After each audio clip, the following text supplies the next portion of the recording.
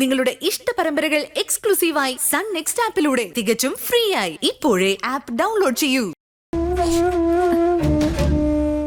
എന്റെ മുഖം അടിച്ചു പൊട്ടിക്ക്. അതിനുള്ള അധികാരം ഞാൻ തന്നിരിക്കുന്നു.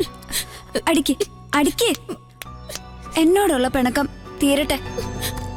ഇങ്ങനെ ഭക്ഷണം കഴിക്കാതിരിക്കുന്നതിലും എനിക്ക് ആശ്വാസം ചേച്ചി എന്നെ മുഖത്തടിച്ച് ശിക്ഷിക്കുന്നതാ. അടിക്ക്. മതി. ഇതുപോലെ ഓരോരോ പയ്യാരം കാണിച്ച് എന്നെ നീ സമാധാനിപ്പിക്കാൻ നോക്കണ്ട. ഇതുകൊണ്ടൊന്നും നീ പറഞ്ഞ ഒരു വാക്കും എന്റെ മനസ്സിൽ നിന്ന് മാഞ്ഞു പോവില്ല മഞ്ചാടി. എന്നാ പിന്നെ ഞാൻ കാല് പിടിക്കാം. കാല് പിടിച്ച് മാപ്പ് പറഞ്ഞ എന്നോട് ക്ഷമിക്കില്ലേ?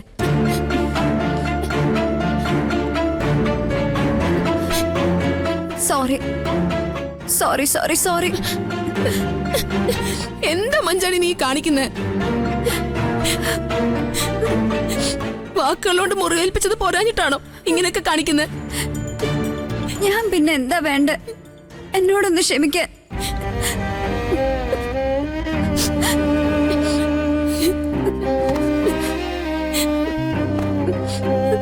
ഒന്നും വേണ്ടടി, ഒന്നും വേണ്ട.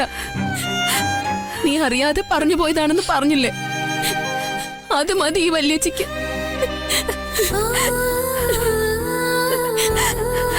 കരയണ്ട മോളെ, കരയല്ലേ. നീ കണ്ണു തുടച്ച്. ചേച്ചിക്ക് ഒരു വിഷമവും ഇല്ല.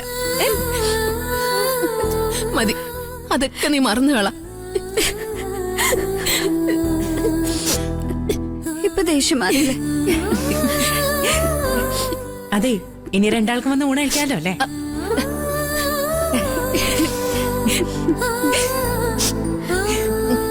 ബാക്കിയുള്ളവർക്ക് വിശക്കുന്നുണ്ട് കേട്ടോ. നമുക്ക് പോയി കഴിക്കാം. പിണക്കമൊക്കെ മാറിയില്ലേ?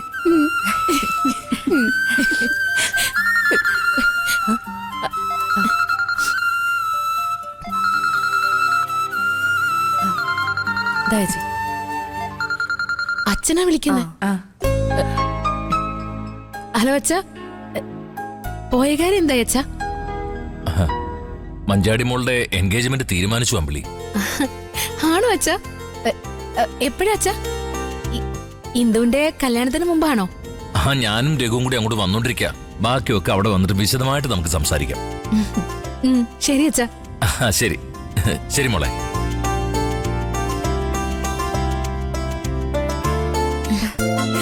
എന്താ എന്താ ചേച്ചി?